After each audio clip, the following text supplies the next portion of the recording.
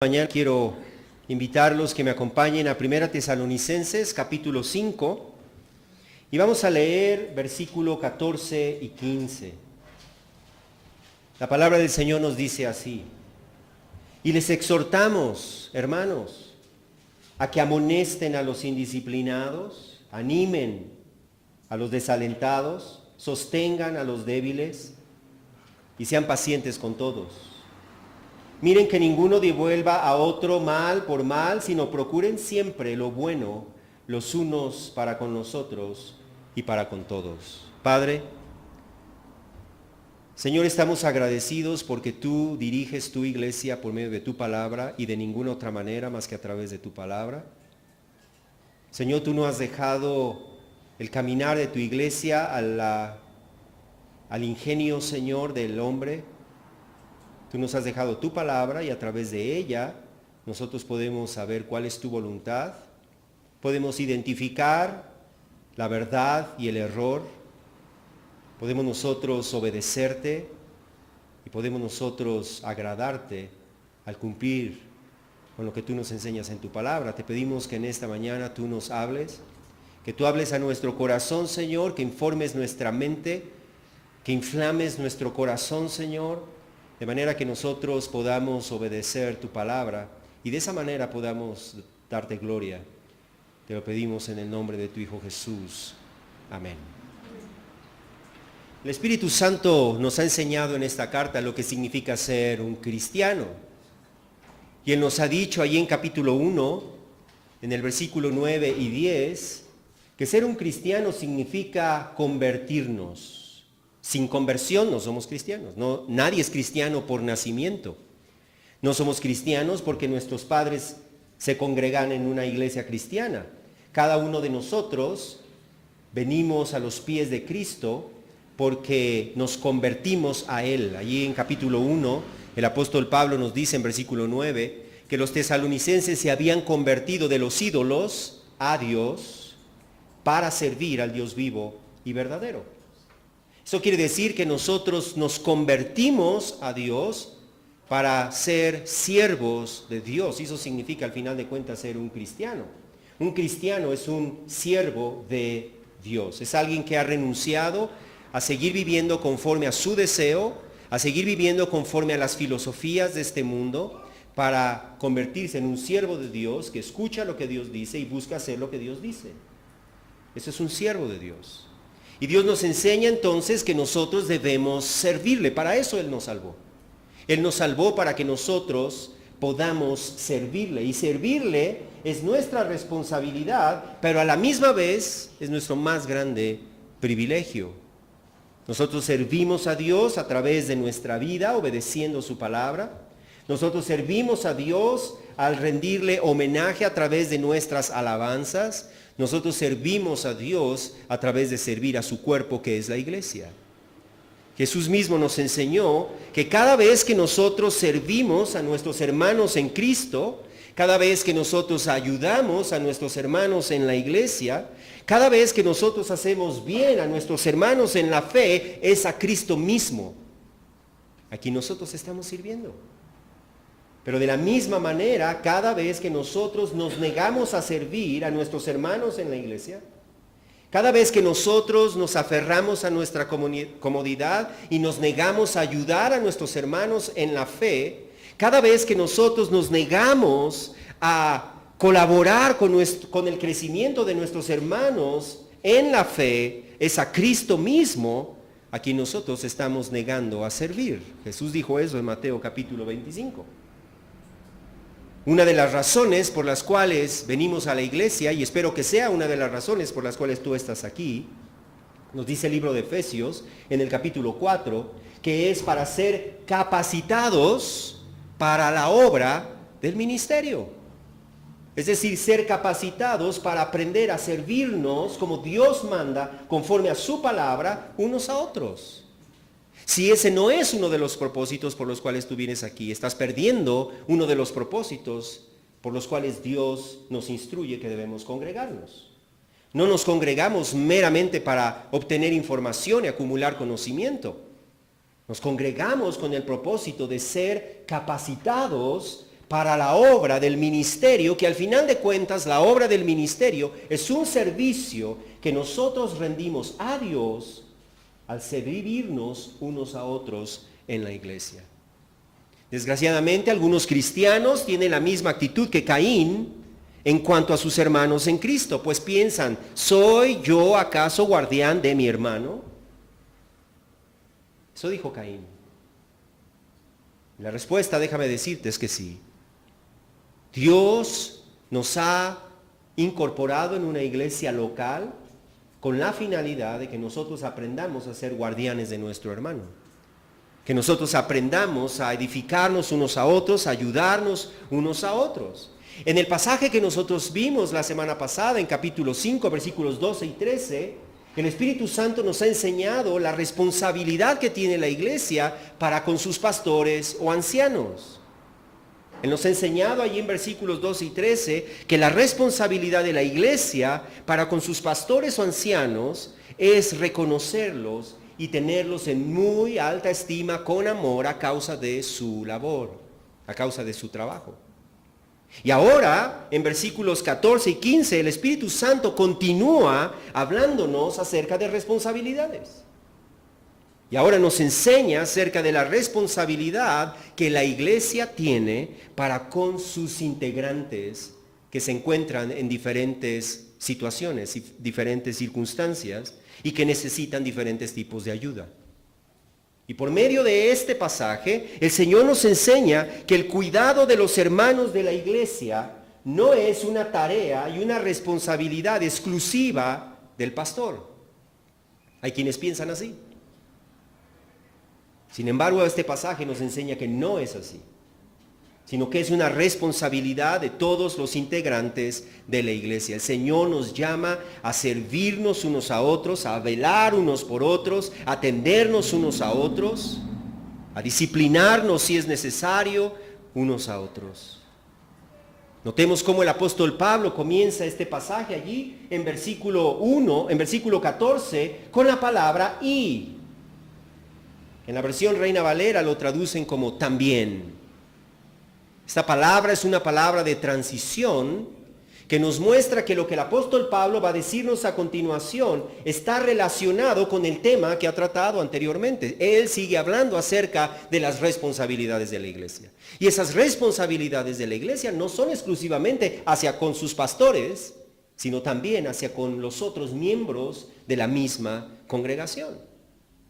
Y el apóstol Pablo introduce estas instrucciones que nos va a dar enseguida, 5 instrucciones, las introduce por medio de una exhortación. El apóstol Pablo dice allí, y les exhortamos, hermanos. Notemos cómo el apóstol Pablo introduce estas instrucciones a la manera de una exhortación. Les exhortamos, hermanos. Esa palabra exhortar que el apóstol Pablo utiliza allí, literalmente significa ponerse al lado de alguien para llamarlo y animarlo a hacer algo que se debe hacer. Así que cuando el apóstol Pablo nos está exhortando, él se pone al lado nuestro y nos muestra 5 cosas que nosotros debemos hacer. No son opcionales. Sin embargo, él las presenta a la manera de una exhortación, a la manera de un ruego, y el apóstol Pablo nos llama a nosotros a cumplir con esa responsabilidad. Notemos nosotros a quién está dirigiendo esta exhortación. Dice allí, y les amonestamos, ¿qué más? Hermanos. No dice, y les amonestamos pastores. No es una exhortación exclusivamente para los pastores, sino que es una responsabilidad para los hermanos. Y los hermanos son los miembros de la iglesia, son aquellos que hemos creído en Cristo. Y nosotros entonces, cada uno de nosotros somos responsables. Tenemos una tarea que hacer. Tenemos una tarea que llevar a cabo. Y esta tarea comprende 5 instrucciones que nosotros debemos llevar a cabo al tratar con hermanos que se encuentran en diferentes circunstancias en la congregación. Y el apóstol Pablo se enfoca en 5 de ellas. Estas 5 instrucciones las vamos a ver a continuación, y la primera de ellas es que amonestemos a los indisciplinados, dice allí. Dice, les exhortamos, hermanos, a que amonesten a los indisciplinados.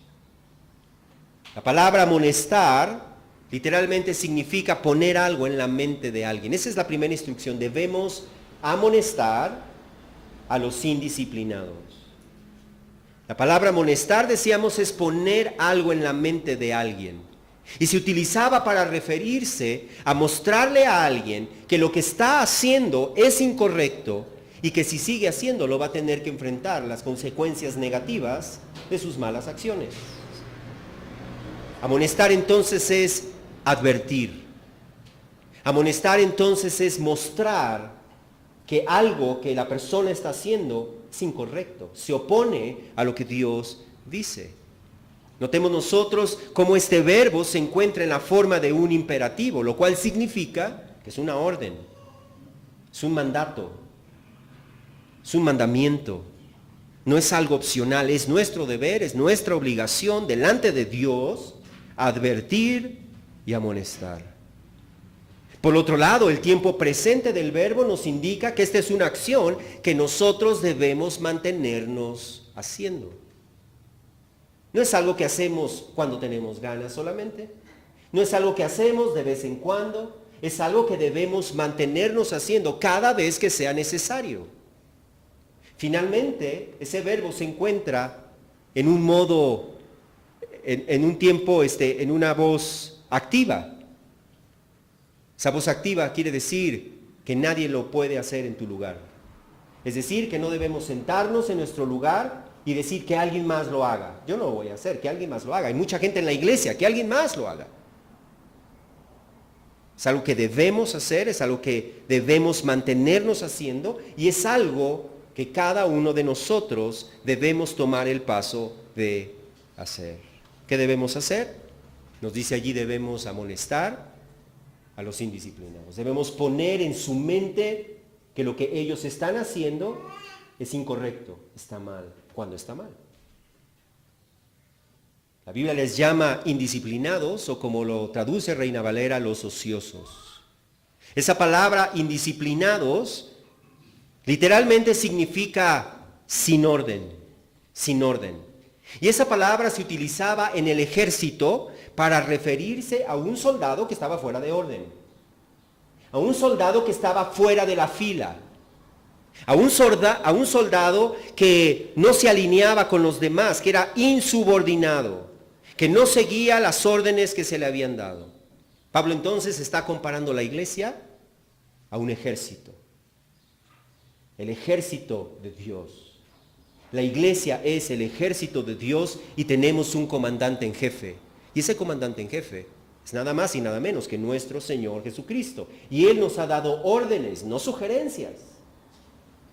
Él nos ha dado órdenes, no opciones. Y cada uno de los creyentes, como soldados de Jesucristo, debemos mantenernos en la fila. Debemos mantenernos bajo las instrucciones de nuestro comandante en jefe. De tal manera que una persona que es indisciplinada es una persona que no está caminando en el orden que Dios ha establecido, y Dios ha establecido ese orden en su palabra. No es alguien que no hace las cosas como yo pienso, como yo digo, como yo opino. Es alguien que no está haciendo las cosas como Dios dice en su palabra. Y una persona que está actuando así, el Señor nos dice que nosotros, los hermanos, no solamente los pastores, los hermanos, debemos amonestar, debemos advertir. Por lo tanto, si tú ves a un hermano en la iglesia que no está viviendo conforme a las instrucciones de la palabra de Dios en alguna área, tu responsabilidad no es hacerte de la vista gorda y decir ese no es mi asunto. Nuestra responsabilidad es acercarnos con ese hermano y, como dice allí, amonestarle, ponerle en su mente y decirle, hermano, lo que tú estás haciendo no es lo que Dios dice, no es conforme a lo que Dios dice. Debemos hacerlo, obviamente, con una actitud correcta. Debemos amonestarle, no con una actitud de superioridad, no con una actitud como regañando solamente. Debemos hacerlo con un espíritu de mansedumbre, Considerándote, dice el apóstol Pablo en el libro a los Gálatas, dice, considerándote a ti mismo. No sea que tú también seas tentado. Llamándole con paciencia, no de una manera áspera, sino llamándole con paciencia, con amor, como un amigo, como un hermano, que no queremos que se pierda. Esa debe de ser nuestra motivación. Y si esa no es tu motivación al acercarte a un hermano, es mejor que primero te detengas y primero corrijas tu actitud antes de acercarte al hermano. Y que tú entonces vayas y puedas hablar con el hermano con paciencia, con amor, y mostrarle que lo que está haciendo va en contra de lo que Dios dice en su palabra. Jesús mismo nos enseñó que debemos hacer esto en Mateo capítulo 18. En Mateo capítulo 18, en versículo 15 dice, y si tu hermano peca, ve y repréndelo a solas.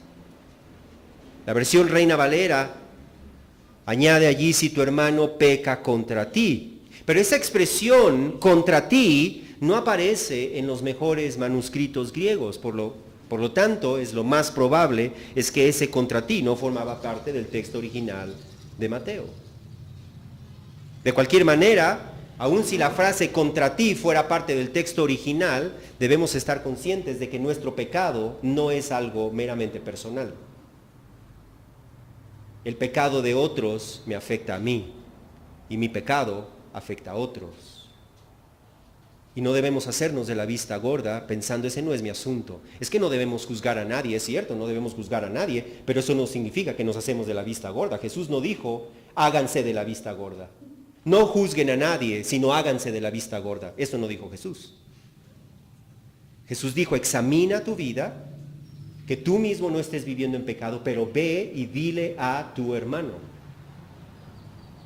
Eso es amonestar, es poner en la mente del hermano que conforme a la palabra de Dios lo que está haciendo es incorrecto, lo que está haciendo es pecado y que por lo tanto necesita arrepentirse de eso que está haciendo y volver nuevamente al camino de la obediencia a Dios. La manera de ayudarlo, ¿cuál es? Es mostrarle al hermano que está mal. Fíjate bien cómo dice Jesús, si tu hermano peca, ve y repréndelo a solas. Si tú te das cuenta, tú ve y habla con el hermano y amonéstalo a solas. Si te escucha, has ganado a tu hermano. Ese es el propósito. El propósito es que ganes a tu hermano de su desobediencia a volverse al camino de la obediencia. Ahora bien, existen dos posibilidades. La primera posibilidad es que tu hermano al escuchar tu amonestación diga, ¿sabes qué? Gracias por decirme. Y esa debería de ser la respuesta correcta. Gracias por decirme. Y humildemente reconocer nuestro error y humildemente delante de Dios arrepentirnos. Pero es posible, y Jesús sabe que es posible que eso no suceda. ¿Y qué pasa si no sucede? Pues ya me cruzo de brazos. No, por supuesto que no. Jesús dijo enseguida, si tu hermano no te escucha, lleva contigo a uno o a dos más, para que toda palabra sea confirmada por boca de 2 o 3 testigos. Es decir, ahora van 2 personas o 3 personas y le llaman la atención al hermano, invitándolo nuevamente a arrepentirse y a obedecer a Dios. Si el hermano hace caso, entonces allí termina el asunto y está asunto arreglado. Pero dice ahí enseguida en versículo 17, si rehúsa escucharlos, entonces dilo a toda la iglesia, dilo a la iglesia. ¿Con qué finalidad? Con la finalidad de que los hermanos en la iglesia también amonesten a ese hermano. Le digan, es necesario que te arrepientas, no puedes seguir viviendo de esa manera. Finalmente dice enseguida, y si también rehúsa escuchar a la iglesia, sea para ti como el gentil y el recaudador de impuestos. Eso significa entonces que ese hermano que se ha negado, fíjate bien, a la llamada de atención de una persona y luego de 2 o 3 personas y luego de toda la iglesia, esa persona debe ser puesta fuera de la iglesia. Eso dijo Jesús. Debe ser puesta fuera de la iglesia, debe ser considerado como un no cristiano. Y ponerlo fuera de la iglesia, fíjate bien, alguno puede pensar, ay, eso no tiene mayor chiste, ¿qué importa? Me voy a otra. Y Y es lo que muchas personas hacen cuando son disciplinadas por la iglesia. Dice, ok, pues ya no voy a esa iglesia, hay miles de iglesias, cientos de iglesias, pues me voy a otra iglesia simple y sencillamente. Sin embargo, lo que no entienden es lo que significa ser puesto fuera de la iglesia. El apóstol Pablo nos enseña en 1 Corintios 5:5 que dicha persona es entregada a Satanás. Ser puesto fuera de la iglesia significa ser entregado a Satanás para la destrucción de su carne, a fin de que su espíritu sea salvo en el día del Señor Jesús. Eso significa. Eso significa. Ahí en 1 Corintios 5:5 nosotros vemos un caso de disciplina de la iglesia. Y el apóstol Pablo les dice a la iglesia, ¿saben qué deben hacer con ese hermano que está viviendo así y que se ha rehusado a arrepentirse? Ese hermano estaba viviendo en adulterio, ese hermano estaba viviendo en incesto, ese hermano estaba viviendo con la mujer de su padre. Y les dice, tienen que expulsarlo y entregarlo a Satanás. ¿Con qué finalidad? ¿Como venganza? No, nos dice ahí mismo, para la destrucción de su carne, a fin de que su espíritu sea salvo en el día del Señor. En otras palabras, significa que Dios quita su vallado de protección y deja a esa persona abierta y expuesta a los ataques de Satanás.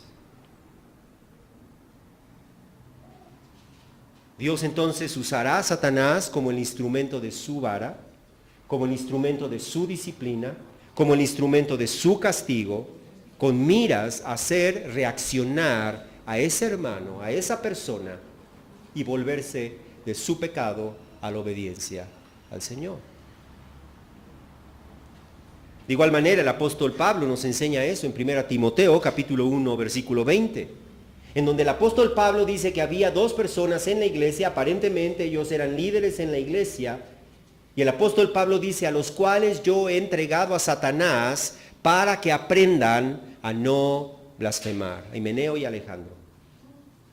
Para que aprendan a no blasfemar. Notemos nosotros cuál es la intención, que ellos aprendieran a no blasfemar. Es decir, tiene una función correctiva. Tiene una función de disciplina.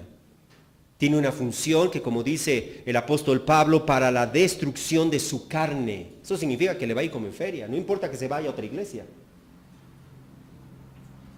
Y el apóstol Pablo nos enseña claramente que esa disciplina puede incluir desde enfermedades, adversidades, sufrimiento, pérdidas materiales o aún hasta la muerte. Como nosotros vemos en Hechos 5 con el caso de Ananías y Zafira, como nosotros vemos en 1 Corintios 5:5, como nosotros vemos en 1 Corintios 11, en donde había hermanos en la iglesia que estaban viviendo desordenadamente, y el apóstol Pablo dice, por eso muchos entre ustedes están enfermos y otros ya mueren, otros ya duermen. ¿Qué debemos hacer entonces? No podemos dejar al hermano seguir en su error, pensando es que no es mi asunto, es un asunto de la persona, no mío. El apóstol Pablo nos dice, y el Espíritu Santo a través del apóstol Pablo nos dice, acércate al hermano. No lo dejes como está. Es una muestra de amor, es una muestra de compasión. Acércate al hermano y en una actitud de mansedumbre, muéstrale al hermano lo que estás haciendo va en contra de la palabra de Dios. Y tienes que arrepentirte, te animo a arrepentirte. Y la Biblia nos enseña que si cualquiera de nosotros nos arrepentimos delante de Dios y dejamos nuestro mal camino, encontramos perdón en Cristo. Eso es lo que debemos hacer. Número 2, nos dice el apóstol Pablo, regresamos a nuestro pasaje. Entonces, número 1, debemos, los hermanos, amonestar a los indisciplinados. Número 2, debemos animar a los desalentados. Animar a los desalentados. ¿Quién debe animar a los desalentados? Cualquier hermano de la iglesia. El Espíritu Santo nos dice, animen. Nuevamente un imperativo, animen. Nuevamente en tiempo presente, animen. Nuevamente una voz activa, animen a los desalentados. ¿Qué significa animar? Esa palabra animar, que el apóstol Pablo utiliza allí, literalmente significa ponerse al lado de alguien para hablarle bonito. Eso significa, ponerse al lado de alguien para hablarle bonito. No dice que le hables bonito a los indisciplinados, A los indisciplinados los amonestamos. A los desanimados, desalentados, nos ponemos al lado y les hablamos una buena palabra. Esa palabra nos habla de mostrar empatía. Esa palabra nos habla de estar al lado de alguien más para darle una palabra de ánimo, para infundirle aliento, para infundirle fuerzas, consolarlo, fortalecerlo.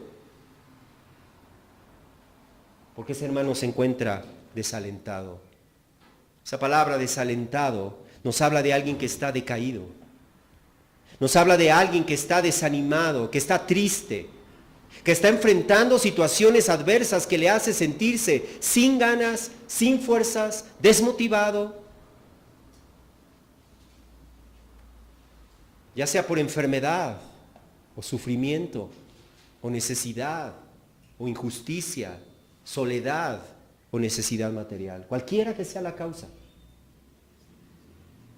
Eso que está enfrentando el hermano lo tiene en una condición angustiada, deprimida, sin fuerzas, sin aliento.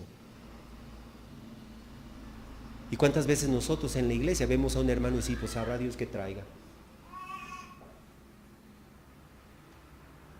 No es lo que debemos hacer. Nos dice allí, debemos animar, levantar, dar una palabra de ánimo.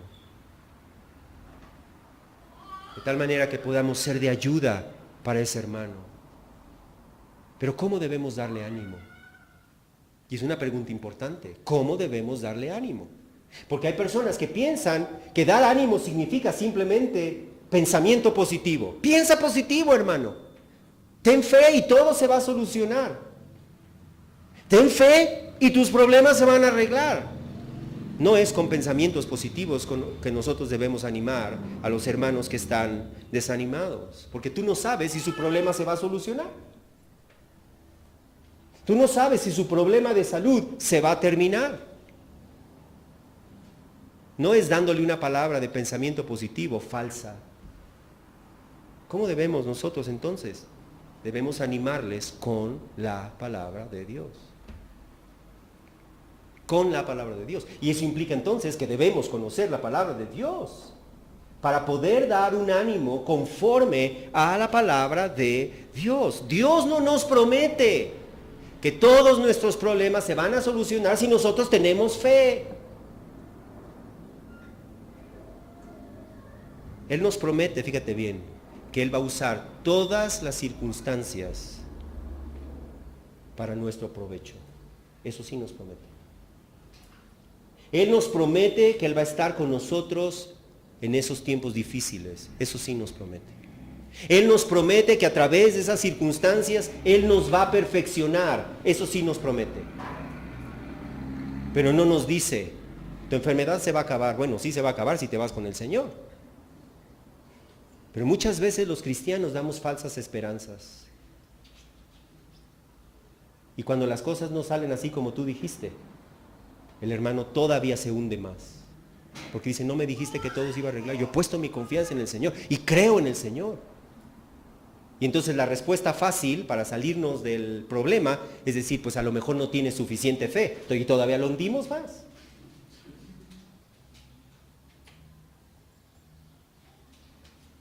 ¿Qué dice la palabra de Dios? Debemos estar al lado de ese hermano para decirle lo que la palabra de Dios dice. Hermano, es cierto que esta situación que estás pasando es dolorosa, pero si tú amas a Dios, Dios promete que va a usar esa situación dolorosa para tu beneficio, para tu bien, y que Él no te va a soltar. Él va a estar a tu lado y Él te va a fortalecer. Y no importa si dura esa circunstancia un día, 10 años, o esa circunstancia te lleva al fin de tu vida aquí. El Señor va a perfeccionarte a través de esa circunstancia, porque el Señor es soberano. Por favor, no trates de ayudar a la gente levantando a Satanás. Es que Satanás. ¿Y dónde está Dios? Si Satanás puede hacer lo que se le pega la gana, entonces ¿dónde está Dios? ¿Y dónde está la soberanía de Dios? Fíjate bien, como decía Martín Lutero, Satanás es el diablo de Dios. Al final de cuentas, Dios sigue teniendo autoridad sobre todo principado, sobre toda autoridad, y Satanás no puede hacer absolutamente nada que Dios no le permita hacer. Y si Dios permite a Satanás hacernos daño con enfermedad o con escasez o con cualquier otra cosa, es porque Dios tiene un buen propósito para nosotros. La respuesta no está en el pensamiento positivo. La respuesta no está en dar falsas esperanzas disfrazadas de fe. Fíjate bien, en Romanos 8:28, el Señor nos promete una cosa. Él nos dice allí, para los que aman a Dios, y sabemos, dice en Romanos 8:28, y sabemos que para los que aman a Dios, todas las cosas, ¿dice algunas cosas? ¿Una que otra? La mayoría de las cosas, dice todas las cosas. Para los que aman a Dios, todas las cosas cooperan para bien. Esto es, para los que son llamados conforme a su propósito. Todas las cosas cooperan para bien. El Señor mismo dijo a través del profeta Isaías, le dijo a su pueblo, he aquí te he purificado, pero no como a plata, te he probado en el crisol de la aflicción. Dios tiene un buen propósito para el cristiano en la aflicción. No está fuera de su voluntad, no está fuera de su propósito. Pero en medio de esas dificultades, fíjate bien, en medio de esas dificultades, Cristo no nos abandona. Todas las cosas cooperan para bien. ¿De quiénes? De los que aman a Dios. Fíjate bien cómo no dice, todas las cosas cooperan para bien de todas las personas, sin importar si son creyentes o no, no dice eso. Todas las cosas cooperan para bien para los que aman a Dios. Eso significa que hay una condición. Es para aquellos que aman a Dios. En otras palabras, para el creyente, para el cristiano. No puedes usar esa promesa para todas las personas. Y Jesús dijo claramente quiénes son los que aman a Dios.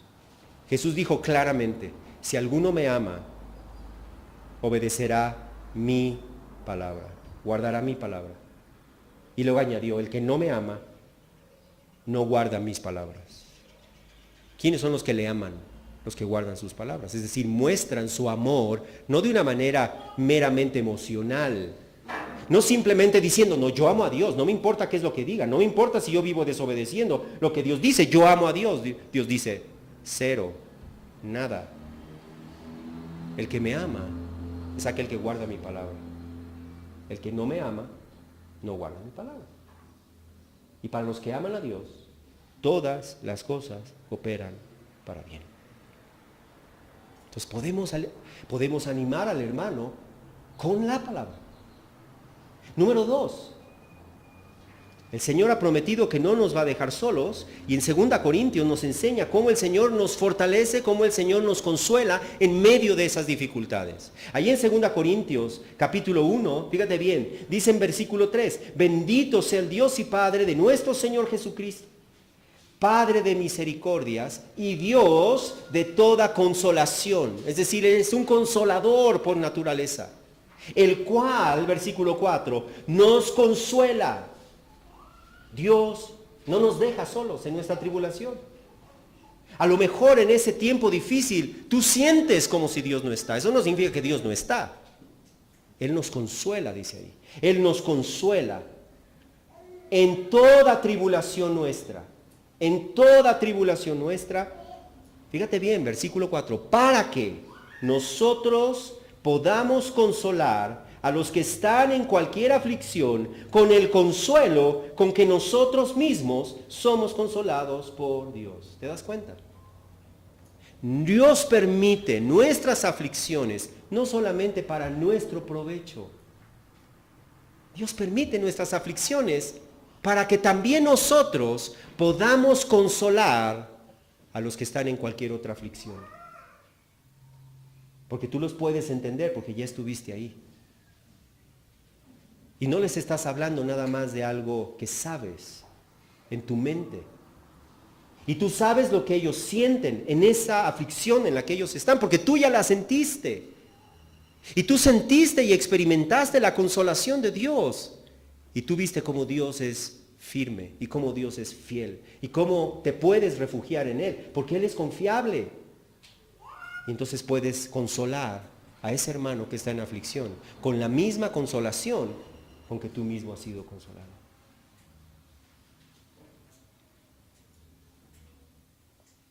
Así que puedes tú mostrar ánimo al hermano desalentado, mostrándole tu apoyo,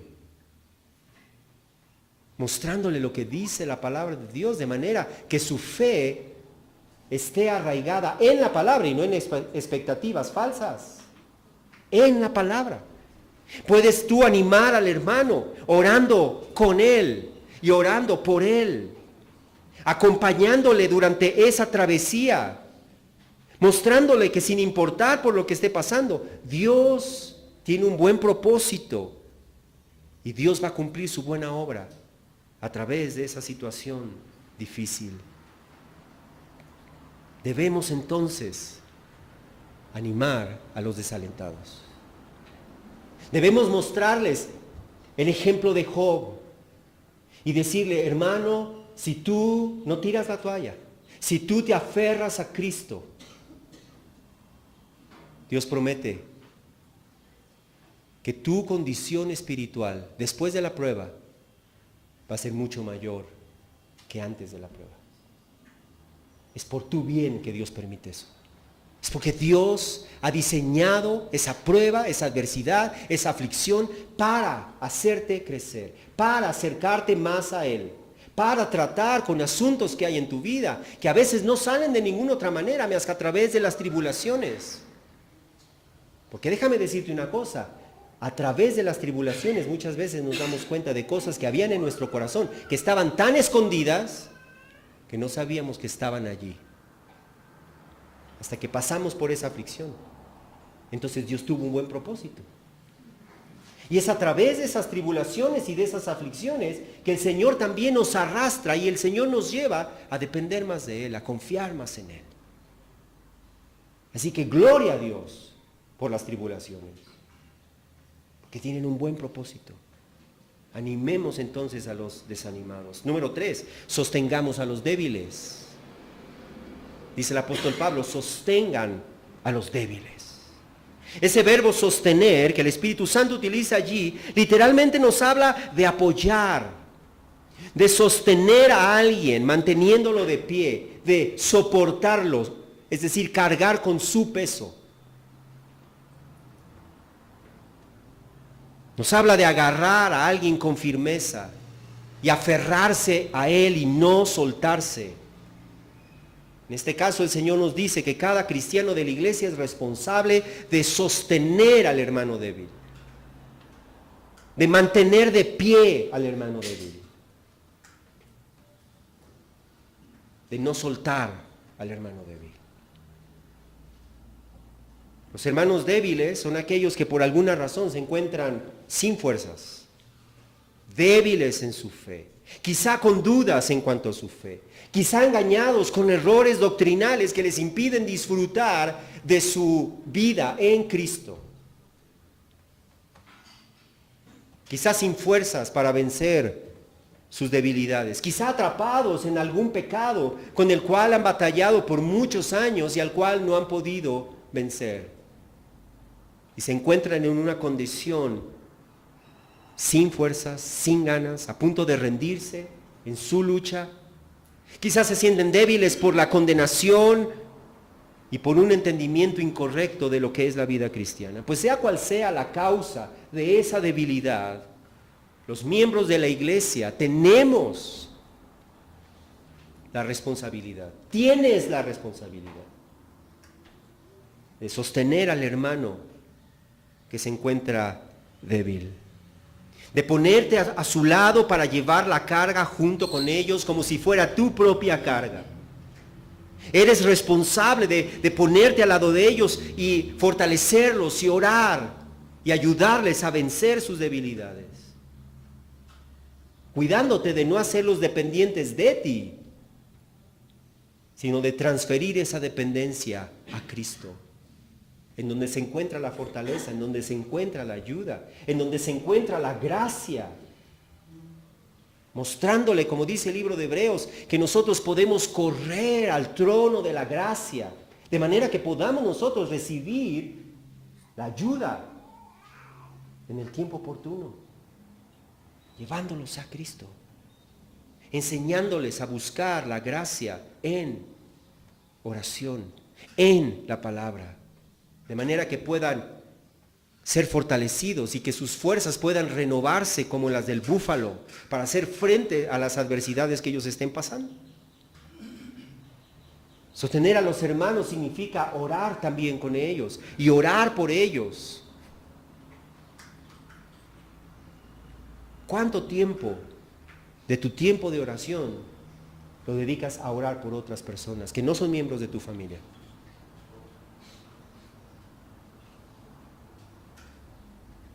A orar por aquellos que están faltando a la congregación, por aquellos que han tenido una pérdida en su familia. ¿Cuántos de nosotros nos acercamos para tratar de sostenerlos? Pues el apóstol Pablo nos dice en Gálatas 6:2, lleven los unos las cargas de los otros y cumplan así la ley de Cristo. Llevando las cargas los unos de los otros. Porque si alguno se cree que es algo, no siendo nada, se engaña a sí mismo. Quien cree que no necesita de la ayuda de otros en la iglesia, está más que equivocado. Quien cree que puede llevar la vida cristiana como un llanero solitario, en sus propias fuerzas, aislado de otros, independiente de otros, no ha entendido qué es la vida cristiana. No es nada. Se engaña a sí mismo, dice el apóstol Pablo. Si alguno se cree que es algo, no siendo nada, se engaña a sí mismo. Todos necesitamos la ayuda de otros. Y otros en la iglesia necesitan de tu ayuda. ¿Estamos disponibles? ¿Estamos cercanos a ellos? Seamos prontos y dispuestos entonces para estirar la mano y sostener al hermano que está sin fuerzas. Número 4, sean pacientes con todos. Sean pacientes con todos. La cuarta instrucción del Espíritu Santo es que seamos pacientes con todos.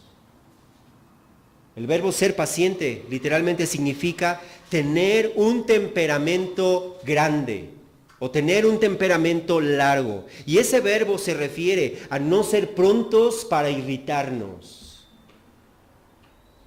no ser rápidos para enojarnos o desesperarnos. Nos habla de no reaccionar fácilmente con violencia o con agresión o haciendo sentir mal a las personas ante la menor provocación. Dios nos llama a ser lentos para la ira, a soportar, a tolerar a las personas difíciles. Y por naturaleza, hermanos, es más fácil enojarnos, ¿sí o no? Es más fácil enojarnos, es fácil que nos desesperemos, es fácil que nos impacientemos o nos frustremos con algunos hermanos en Cristo. ¿Te has preguntado, ¿y por qué soy así de impaciente? ¿Por qué me desespero a la primera? ¿Por qué me irrito y contesto de esta forma ante la menor provocación? La respuesta es porque nosotros esperamos que los demás actúen como nosotros queremos y en el momento en que nosotros queremos.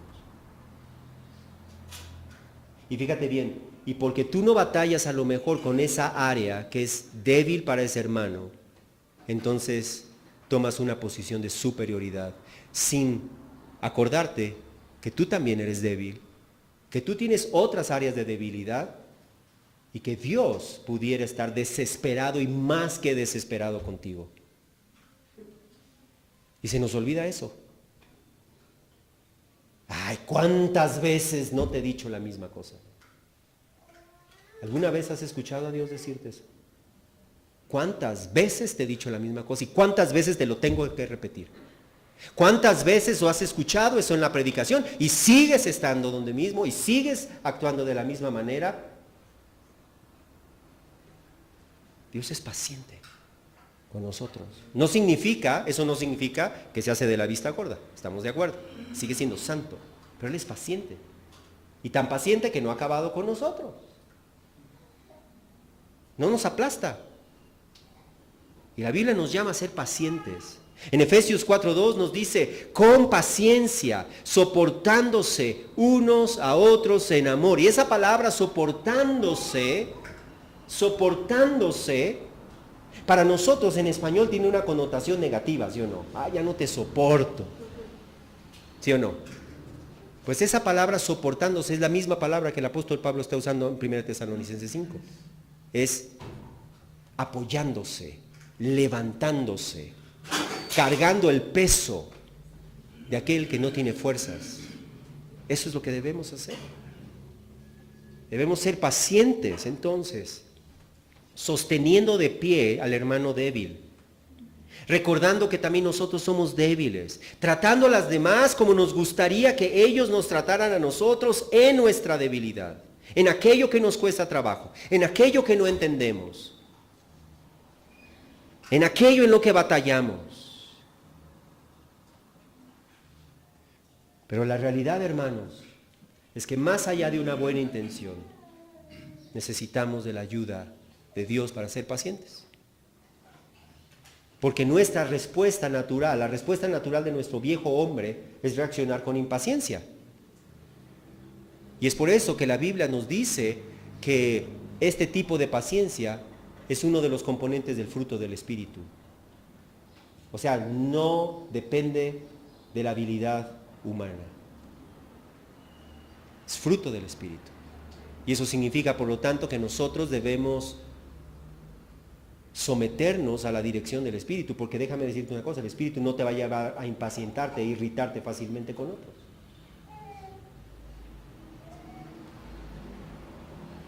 Pídele al Señor, ayúdame a ser cada vez más paciente. ¿Y sabes qué va a hacer el Señor? Pues va a traer situaciones en las que tengas que probar esa paciencia. Es muy fácil decir, Señor, hazme paciente. Yo soy tan paciente. Mientras no me provoquen, yo soy bien paciente. Pues sí. Pero en donde se ocupa la paciencia es en donde hay provocación. Y en ese momento, justo en ese momento, en el que tú sientes ese hervir dentro de ti, es en ese momento que debes decir, Señor, esta es la oportunidad que tú me estás dando para mostrar y crecer y ejercitarme como en un gimnasio en esa paciencia. Y recordar, Señor, yo también soy débil. ¿Cómo me gustaría que reaccionaran conmigo cuando soy medio torpe para entender? Pues de esa manera voy a reaccionar. ¿Es fácil? No, no es fácil. Pero fíjate bien, pero en la medida en que te sometas a la dirección del Espíritu, en la medida en que tú decidas no hacer lo que tu viejo hombre te grita dentro de ti, sino seguir la dirección del Espíritu, en la medida en que tú ejercites eso, en esa misma medida vas a ser cada vez más y más y más paciente. Finalmente, el Señor nos enseña que debemos mirar que nadie devuelva mal por mal.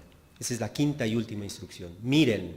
¿A quién le dice? A los hermanos en la iglesia, Te dice a ti y a mí. Miren, cuiden, observen, vigilen. Que nadie en la congregación devuelva a otro en la congregación mal por mal. Qué lástima que el apóstol Pablo tenga que decir eso en la iglesia. Qué lástima porque eso implica que va a haber personas en la iglesia que hacen mal a otras personas en la iglesia. Y eso no debe ser, esa es desobediencia a Dios. Y la respuesta natural, sí, hermanito, hermanita, ¿me la haces? Me la pagas.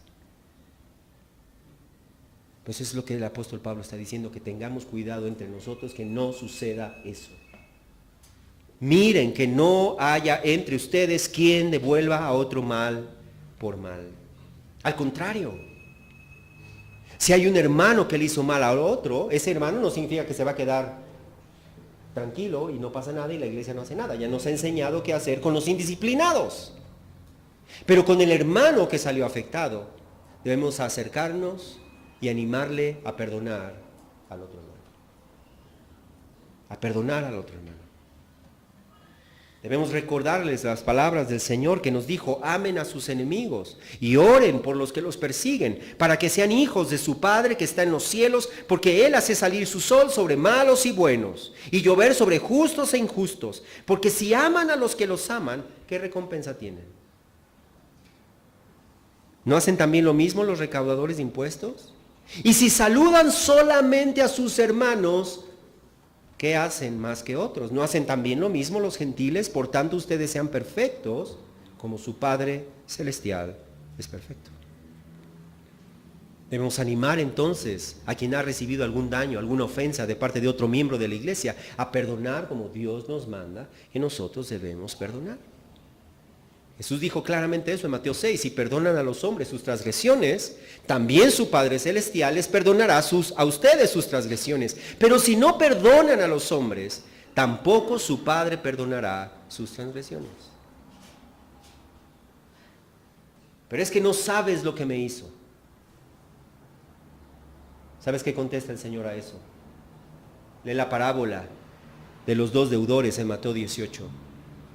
Lo que te dice: y lo que tú me hiciste a mí, lo que yo te he perdonado, no es más, mucho, infinitamente más de lo que te han hecho a ti.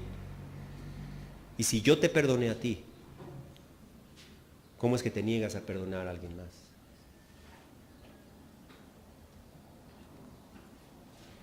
Dios ha prometido disciplinar y castigar al hermano que obra haciendo daño a otros. Y por eso el Señor nos dice en Romanos: no se venguen, hermanos.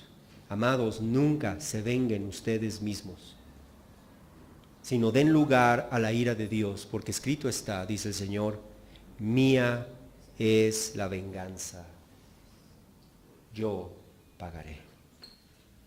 Cuando tú perdonas a alguien, eso no significa que Dios lo perdonó. Dios es un juez.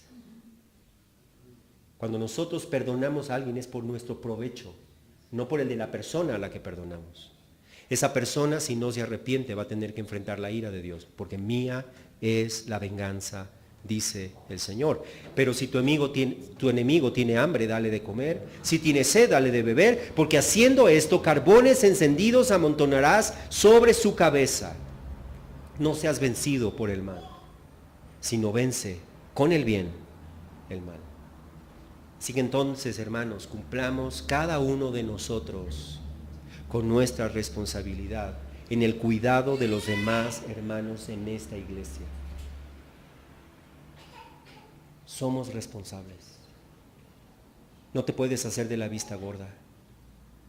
Somos responsables de amonestar a los indisciplinados, de animar a los desalentados, de sostener a los débiles, de mostrar paciencia a todos, de mirar que nadie en la iglesia devuelva mal por mal, porque esa es la manera en la que Dios cuida a su iglesia.